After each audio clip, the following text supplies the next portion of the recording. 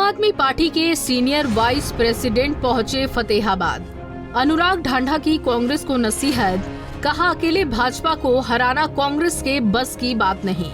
अगर किसी को गुमान है तो देखे 2014 और 2019 के नतीजों के साथ बाप बेटे का हश्र। किसानों के आंदोलन पर बोले अनुराग ढांढा, किसानों के साथ की वायदा खिलाफी, आंदोलन को बताया पूर्णता जायज, कहा हमारा समर्थन किसानों के साथ। अनुराग ढांढा ने कहा कि पंजाब बॉर्डर पर सीमेंट की दीवारें खड़ी कर किसानों को रोकने का किया जा रहा है प्रयास।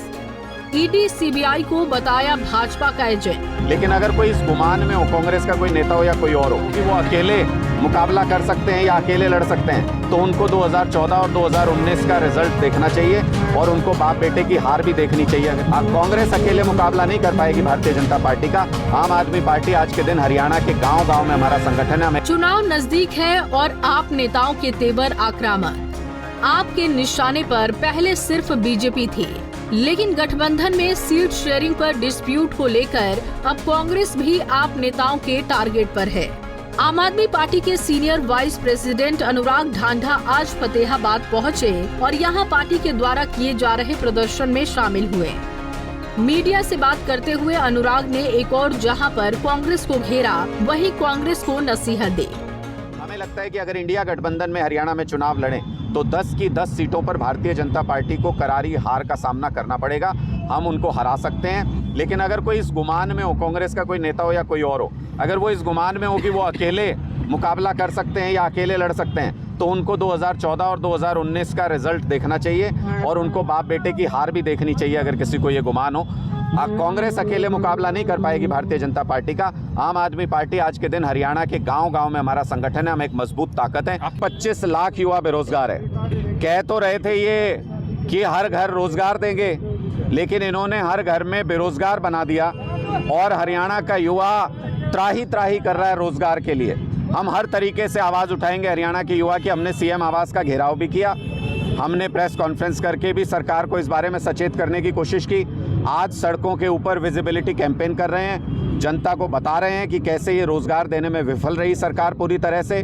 ज़रूरत पड़ेगी मंत्रियों का, विधायकों का घेराव करेंगे, सड़कों के ऊपर उतरेंगे, संघर्ष करेंगे, हर वो तरीका अपनाएंगे जिससे ये सरकार को समझ में आता है। क्योंकि आप देख लीजिए 56-57 ग्रुप के बच्चे 6 महीने हो गए एग्जाम को, 6 महीने से इंतजार कर रहे हैं कि कोर्ट के अंदर केस अटका हुआ है। सरकार अगर चाहे तो अर्ली हियरिंग करा के उनको ज्वाइनिंग करा सकती है।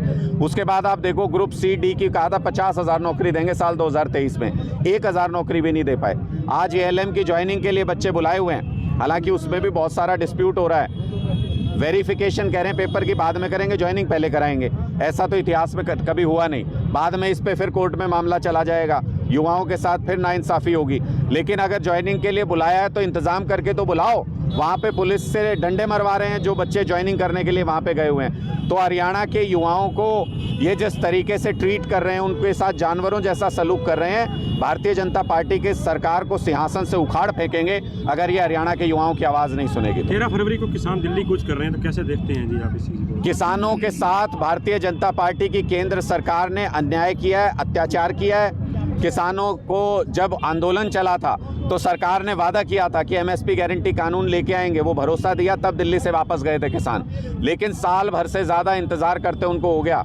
उसके बावजूद भी अगर आप उस मांग पे आगे नहीं बढ़ते हैं तो किसानों को पूरा हक है कि वो अपने आंदोलन करें, वो लोकतांत्रिक तरीके से अपनी मांग को उठाएं। आम आदमी पार्टी का किसानों के साथ पूरा समर्थन, हमारी पूरी सहानुभूति है, क्योंकि वो एक जायज़ मांग कर रहे हैं। ना ये सरकारें किसानों को मुआवजा दे पाती, ना ये सरकारें किसानों की फसलों में मदद कर पाती, सुधार कर पा रही, ना उनको MSP गारंटी कानून दे पा रहे, ना उनको MSP का रेट दे पा रहे। अब आप देखिए कैसा इत्तेफाक है कि भारतीय जनता पार्टी की यही सरकार राजस्थान में जाके वहाँ के किसानों को कहती है सरकार बनवा दो, 2700 रुपये में गेहूँ खरीदेंगे। हरियाणा में 2100 रुपये में गेहूं खरीदते हैं हरियाणा के किसान का। हरियाणा का किसान किसान नहीं है क्या? पंजाब का किसान किसान नहीं है क्या? जहाँ पे इनको चुनाव जीतना होता है वहाँ कुछ भी झूठ बोल देंगे, कोई सिर पैर नहीं है उस बात का। तो इसलिए इन सारी बातों को ध्यान में रखते हुए किसानों का आंदोलन पूर्णतः जायज़ है।